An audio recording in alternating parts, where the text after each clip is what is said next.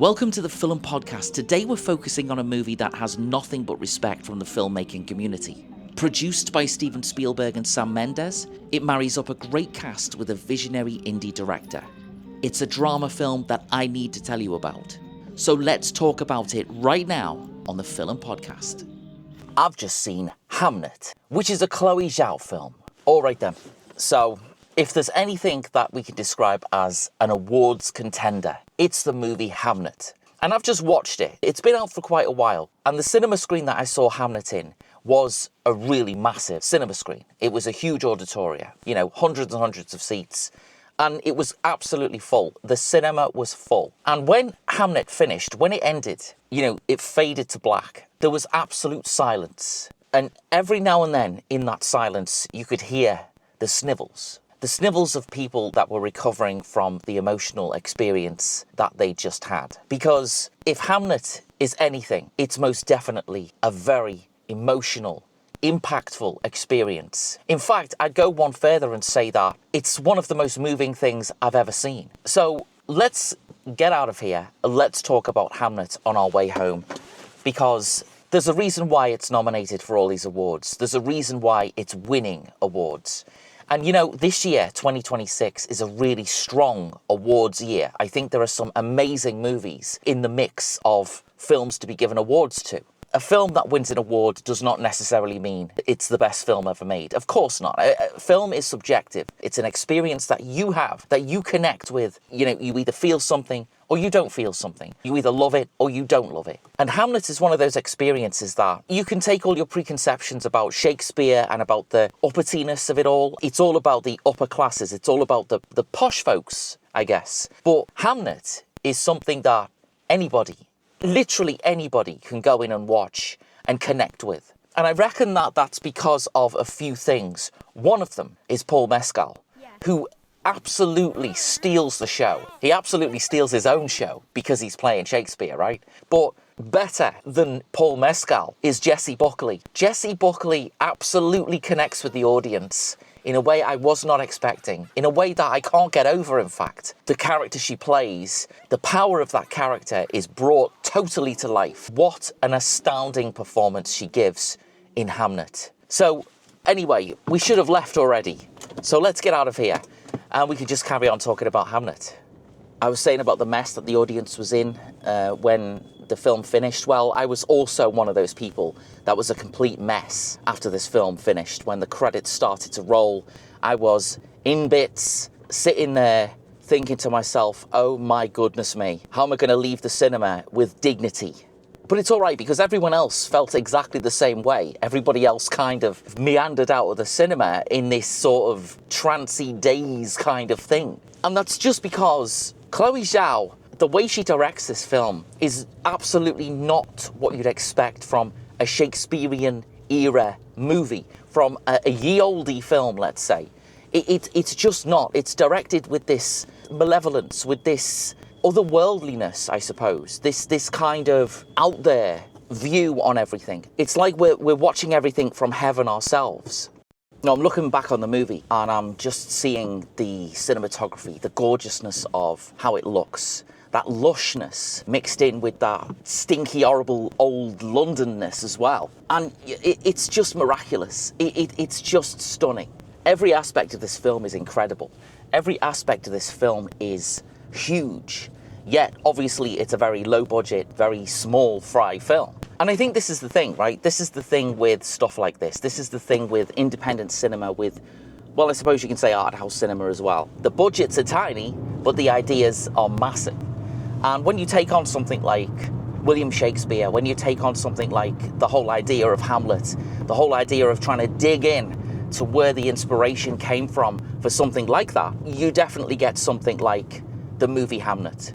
And you definitely get something that is a total emotional ride from start to finish. Now, when this film began, I was a little bit annoyed at it. It begins and you think, this is a little bit wishy-washy. This is a bit wishy-washy. The whole falling in love thing happens. Shakespeare meets his world, his love, his future, his life. And it's all kind of, oh my God. And I'm thinking to myself, oh, is it going to be like this all the way through? Is it going to be this whimsy sort of floaty stuff all the way through? And it sort of settles down. It sort of becomes something else about 10 minutes in. And the family, arrives, let's say, and people are born and people grow up, and we move on through time, and we eventually end up in this situation, in this scenario where Shakespeare has to go to London. He has to do his thing. He's found success and he's found fame in the big city. He has to leave his family back in the countryside, essentially. And the struggles of that is what we see, the struggles of a family living apart, essentially. Paul Mescal plays the character of Shakespeare with this real sincerity, but at the same time, he's also got this sort of realness about it. It's not put on, it's not up its own backside. And I think that's what caught me off guard at the beginning of the film, which is why I'm saying, at the start I was a little bit like, oh, what's going on here? Because I was expecting that, talking through your nose, BBC, costume drama adaptation thing. That's what I was expecting. And I didn't get it. I got a realistic look into these Shakespearean people's times lives. Do you know what I mean? It's weird. The way Chloe Zhao directs it is very much like that. It's got this roaming camera, going around everywhere and taking everything in. And then you'll cut to a scene where there'll be this still camera. It won't be moving at all, and it'll just be looking at something. It'll take you a while to realize what's in the frame, but you'll spot it eventually because of an abstract color or because of some sort of movement that's going on in that frame. It is quite amazing the way that she does that with the camera. There's a particular scene where Jessie Buckley, she gives birth to one of the children. Again, it's this scene where the camera is in the forest, it's in the woods. It's just still, it's completely still. And I suppose that gives it that sort of theatre look. Some of that is here, that kind of, we're looking at something from a distance. We're observing it from a distance, like you would in a theatre, like you would when you watch a play. And this scene, it's the camera is way, way, way back. And you see the trees and you see the bushes and you see everything there. You see all of the green colours that you get in the woods, and the greens and the browns and all of those natural colours. And Jessie Buckley's wearing this red outfit. She's wearing this really red, stark outfit that contrasts completely with the scene that it's in. And it's just beautiful. It's beautiful, and it's still for such a long time that you can take it all in. And because you're taking it all in, you're just looking at it going, this is gorgeous. This is cinema. There's a stigma, right, to awards contenders. And the stigma is that real people, actual people that go and live in the real world, aren't really interested in the awards winners. That whole awards thing, who cares? Who gives a shit? We all want to go and see the latest Marvel film. We all want to go and see the latest comic book thing. We all want to go and see the latest action movie, whatever. Hamnet is completely not that. It's completely something else. Self-indulgent is most definitely what it is, but that's not a bad thing. I'm not saying that in a negative way. I think Chloe Zhao has absolutely stole the show with the way this looks, the way this feels. This has got a feeling about it. And Jessie Buckley works with the camera, she works with the scenery, she works with the idea of everything in this film. It's like that thing, that working in unison with something. And because of that, it creates this magic. She is a great actor. I mean, that is true. Jessie Buckley's great. Every single thing I've seen her in is phenomenal. But this is the defining moment. This is the crowning moment in her career, I think.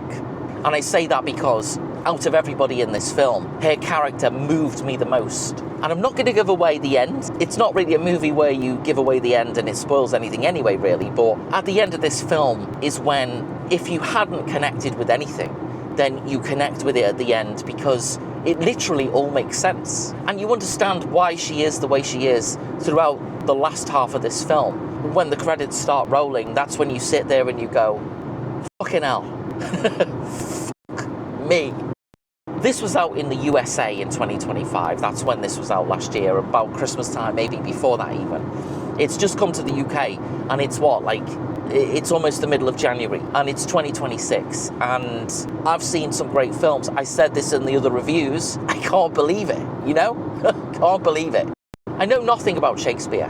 The only thing I remember about Shakespeare, and this film actually brought it back to me when I was sitting there watching it, was, I did Shakespeare in school. I did find some of the stuff to be really, really good, but I never ever really got it. I never really understood, and I suppose I never took the time to understand Shakespeare. Not really. The good thing about this film is that if you don't know anything about Shakespeare, and if you don't even like Shakespeare's works, which some people don't, you're not going to be isolated by it. You can understand what goes on in this anyhow. It's all because of the way that it's been put together, and I think it's quite accessible. If you like romance, if you like films that have got romance in them, then this has got romance in it. If you like tragedies, because, Hamlet itself, as is alluded to in the movie, is a tragedy. And understanding why it is what it is and why it's a tragedy is really quite amazing to uncover, especially when you don't know about it. Now, again, I don't know how realistic this is in terms of following the path of Shakespeare's life, his creation of Hamlet, and his creation of some of his works. I don't know how realistic it is or how accurate it is or anything like that, and I don't care. The story that we get here, the way that it plays out, is absolutely stunning, is absolutely gorgeous, is absolutely wonderful. Now, right, it is about 11:30 p.m. and I am stuck in a queue of traffic on the motorway, freeway, if you live in America, and I don't know what's going on. I'm very low on fuel, I'm very tired, and I'm very emotional. So if being stuck in traffic is going to cause me to break down into tears, then we can definitely blame Hamnet for causing it, for being the fuse that was lit, let's say. So it's based on a novel, and the novel's called Hamnet as well. And again, I don't know, I've not read it. I've no idea how accurate it is, what it leaves out, what it keeps, and all of that kind of thing. But again, like I say, about the actual reality of Shakespeare and blah, blah, blah, it doesn't matter, because this is a film that is beautiful regardless. I don't know if there are any Shakespeare purists out there that are probably going to be like, oh my God, I can't believe this is sacrilege, what have they done? But I'm not a Shakespeare purist, I'm not a Shakespeare anythingist, but it worked for me. So we may as well go through a bit of the story while we're sitting here doing nothing. Shakespeare is a tutor. He teaches Latin, and he spots somebody in the window. He spots a lady. He's like in this room and he's teaching these kids. He's obviously distracted by Agnes, who sort of appears from a field. He's staring out the window and he's just sort of in a daze. She walks across the scene. His eyes follow her right across where she's walking. And I guess he just falls in love with her right there and then. And the way Paul Mescal does it is you can see him do that. So he chases her and eventually he catches up with her, he finds her, and he sort of exchanges a few whimsical words. And she's a kind of tough lady. She's not going to put up with any bullshit. That's interesting in itself because the roles are sort of reversed. Again, my expectation was going to be, fluttery, flappy lady, amazed about somebody paying her attention and all of that kind of thing. But actually, it's the other way round. He's the one who's in a sort of, a state of amazement at her. And she's the one who's kind of, yeah, whatever, all right, yeah. Just so practical about it all. And I suppose, it is the 15th, 13th, 14th, 11th, 17th century. I don't know when it was set. No idea, not a clue. So it's all sort of, let's get married after 5 minutes kind of thing. But that's okay because that's how they rolled back then. We get to meet the characters that we're going to spend an emotional ride with throughout the rest of this film. William Shakespeare and Agnes Shakespeare. Agnes is kind of a bit of a mystery in terms of who she is as a person, as a character. She's got this ethereal way about her. She's got this angelic way about her, I suppose you could say. And what I mean by that is, she's ridiculed slightly because of her mom, I believe. I think people talk about her mother being a witch or being a sort of woodland person and, being a bit weird, let's say. Agnes has been sort of tarred with the same brush. How she loves the natural side of everything, the reality side of everything, the sort of the nature and nurture side of life, of everything. I suppose, this is William Shakespeare's story, but she's our main character. She is definitely the main character in this film. And boy, do we go on an emotional journey with her. Oh my God. Oh my God. So she gives birth to the kids, but it's at this point when William goes off to London to do his thing. You know, they both agree that he should go and make a success of himself, find his calling, let's say, and she stays home with the kids and does all of that. But this kind of wears thin after a while. She misses him terribly. She misses him so much. The kids miss him. The family feels empty when he's not there. So we fast forward again through time, and the kids are a bit older.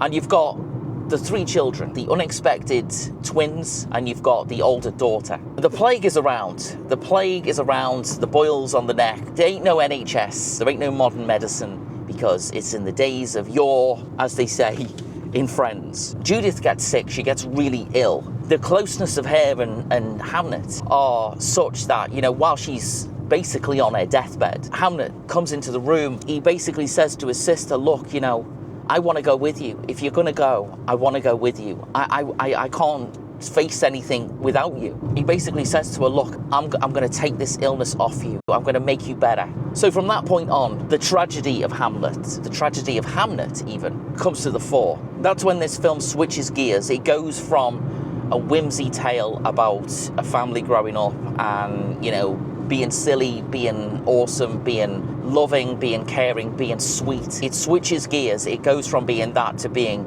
a genuine tragedy. I mean, like a heart-wrenching tragedy. The Shakespeares, William and Agnes, go through it proper in this movie. It's absolutely one of the most powerful things. Let's sum up Hamnet. Do I look a bit different? I think I look a little bit different than like 10 seconds ago, but that's because it's a few days later. There wasn't enough space to record the summing up of Hamnet. So here we are, ending it, finishing it, drawing a conclusion to this review. There's a couple of things we need to talk about, and one of them is the very, very important debate about Chloe Zhao. I mean, you've got a succession of art house film directors. And when I say art house, I kind of mean the film directors that don't have a massive filmography. And Chloe Zhao is one of them. And the studios that she works for are the small independent studios. Although she did make a movie that was of the Marvel variety. She was responsible for the Eternals. That huge budget and that studio. I guess trying to put your own director's stamp on something as massive as that is kind of impossible, really. So I'm not going to count the Eternals as a Chloe Zhao film. It kind of leaves us with one film, really, and that is Nomadland. I don't know if you've seen Nomadland. It features Frances McDormand, who is, I mean, she's a veteran actor, really.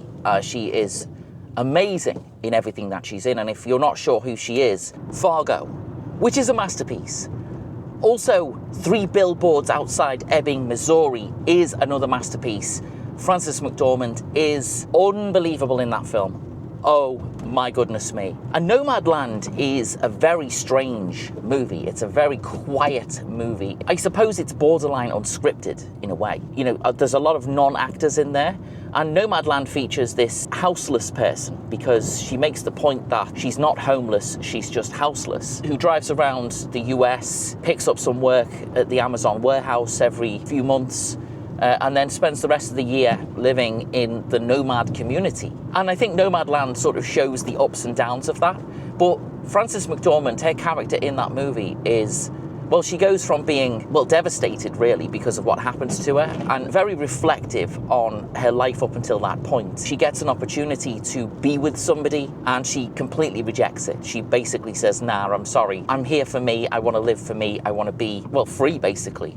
And, you know, the whole tone and the pitch of the story, again, is this really quiet, reserved look at a particular character who goes through a particular journey, quite literally, in the nomad community. But you know, one of the things you notice about it is most definitely the way that it's directed. It feels like a documentary. There's a particular sequence that takes place at night. The way that the light is balanced between the group of people that are sitting around the fire and the nighttime itself, that sort of deep, dark nighttime that you get in the Arizona desert. I just think that it's gorgeous. And Chloe Zhao brings that beauty to it, that look at me, I'm not showing off, but I'm absolutely gorgeous nonetheless. She brings that to the cinematography, to the way Nomadland looks on screen. It's a really gorgeous piece of filmmaking, and if you've not seen it, then I recommend it. It goes perfectly with Hamnet, I think.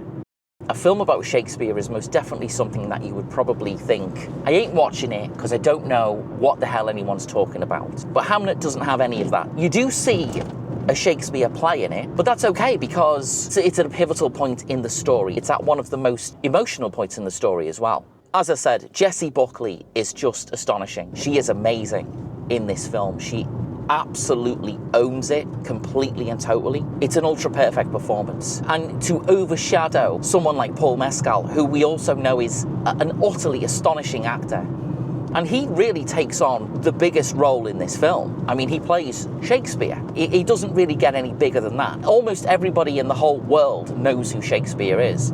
So to play a kind of modernized version of him, I mean, it's a big ask. And he pulls it off perfectly. He absolutely pulls off Shakespeare, the Paul Mescal version of Shakespeare.